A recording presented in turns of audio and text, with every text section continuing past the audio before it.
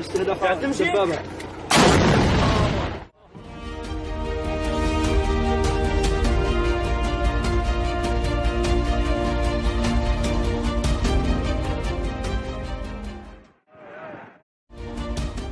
Farthing served as a British Royal Marine for 22 years. In 2007, he set up an animal sanctuary in Kabul called Nowzad, named after the first dog he rescued. The charity expanded, eventually employing 25 local staff, including 3 of Afghanistan's first female veterinarians. Farthing described their emotions when the Taliban seized Kabul on August 15th.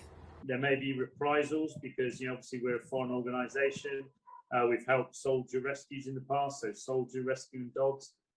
And as I said about the women, what's going to happen to them? Are they going to be forced, because all our young women are single, so they can be forced to marry some Taliban fighter and they just live in the home, having these children? I dread to think. Farthing initially refused to leave Afghanistan without his staff and the hundreds of animals under his care, a mission he named Operation Ark.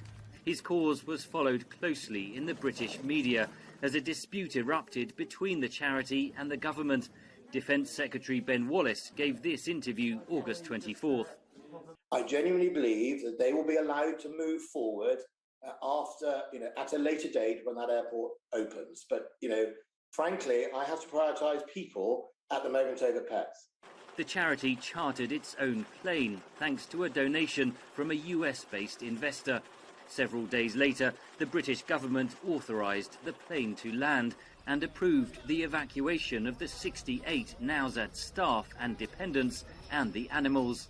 But the Taliban refused to let them through. Wildlife activist Dominic Dyer has been assisting the campaign from Britain. And what Penn had was a letter from Downing Street effectively guaranteeing entry for these 68 people. And the Taliban said, well, we don't care what Boris Johnson thinks or says or his involvement. We care what President Biden has decided. And he said, no visas, no entry, and you're not coming in with your people. That was the conversation he had. It was the delays with the Ministry of Defence to get the flight authorization that led to that problem. Because if we'd have got those people to that gate 3 or 4 days earlier with the list we needed to guarantee their entry, with the flight authorization to land the aircraft, we wouldn't have hit that buffer of a change of American rules that basically stopped him getting his people through.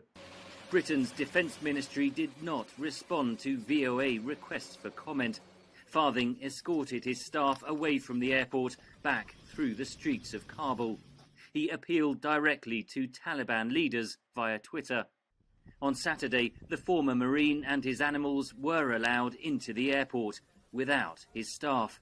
They arrived back in Britain Sunday morning. Penn Farthing has rejoined his wife, who was evacuated from Afghanistan to her home country of Norway. With the Taliban now in full control, the fate of the Nowzad staff and their families remains uncertain. The 140 dogs and 60 cats evacuated from Kabul are now in quarantine in Britain. Nowzad says there have been many offers of new homes for the animals. Henry Ridgwell for VOA News, London.